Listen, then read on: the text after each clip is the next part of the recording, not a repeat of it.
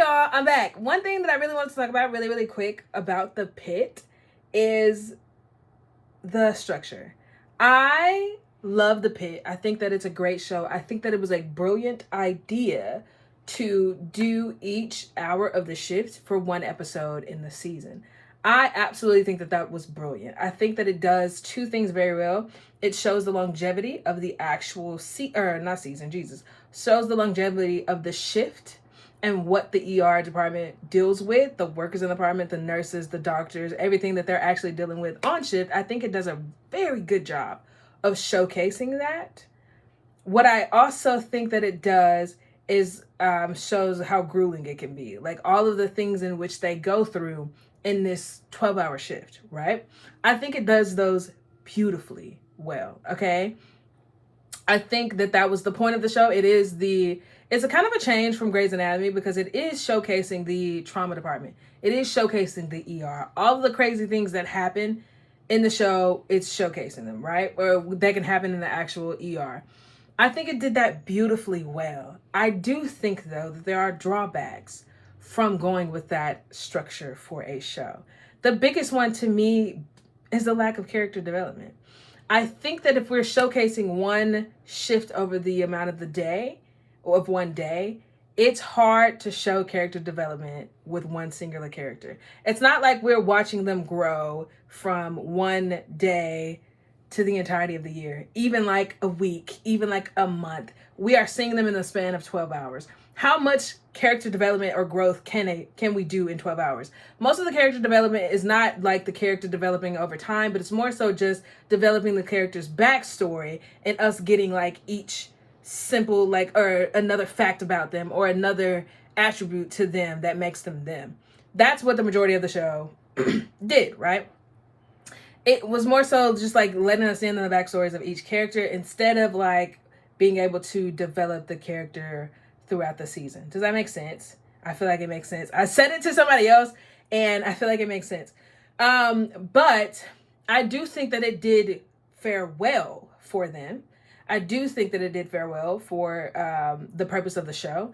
I think that like in the first season, we were just like getting to know these characters, like wanting to know their backstories, wanting to know the things that made them tick, wanted to know what traumatic things that they had gone through to get them to where they are now, to operate in the manners in which they are operating. I think it serves well. I am fearful though of how that will play over into season 2, because like, yes, we get a new batch of like a couple of characters that we can dive into this background stories of, but also for the characters that we already have and we've gotten their backstories, what development are we getting?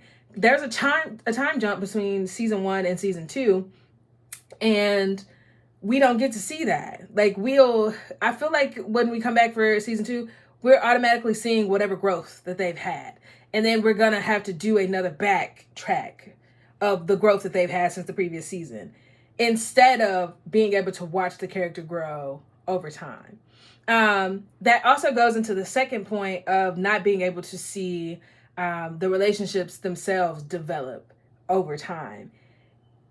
We only got 1 hour shift. Like, I would have loved to have seen Mel and Langdon's relationship grow, but he got kicked out. You know what I mean? I would have loved to have seen more growth with like Robbie and some of the other interns, ones that he really just didn't get to interact with a whole lot. But now we're coming into season 2 and he has a relationship with everybody. You know what I mean? Because there's a time jump and because like we've only gotten to see that one shift, we don't get to see the growth that they've had. We're going to get like little pieces of it instead. Like, oh, well, Robbie and this person did this and did that a couple months ago, yada, yada, yada. Because it's supposed to be like 10 months between the first season and the second season. And while I do think that it was a beautiful concept, and I think that like it was executed brilliantly, I do think that that will be a drawback. I would have loved to see the character growth. Am I okay sacrificing it for the sake of the show? I am. I'm tuned in. I'm going to watch it. But one of the things that I really, really enjoy about a show is the character development. Watching a character from this first moment that we meet them developed over the span of the seasons. And the way in which they're going to develop over the span of this series is going to be quite different from any other one that we've gotten to see. I know somebody else had mentioned like 24, that show 24 kind of like does like a concept that's similar. I never watched 24. I never watched that, so I don't really know. So for this is a very new concept to me, and thinking about how the characters are going to develop in this is very new to me. We'll get like days in the glimpse of their lives instead of watching them proceed over time. I feel like there will be a lot of things that are like missing for us, and then also things that just have to be told to us or revealed in a way instead of being able to watch it happen. And that's going to be different. Am I excited for it though? Yes, but I do feel like the lack of, or the structure in which this show has gone for it, there's going to be a lack of solid character development, and also a lack of solid relationship development between the characters. And that's all for my soapbox today. Am I still going to watch Pitt? Yes, but do I feel like that is a drawback? Yes. Y'all let me know what y'all think about it in the comments. Did y'all feel like this? Were y'all okay with how it's going? Talk to me. I talk back. And I'll catch y'all in the next one. Thank you. Bye.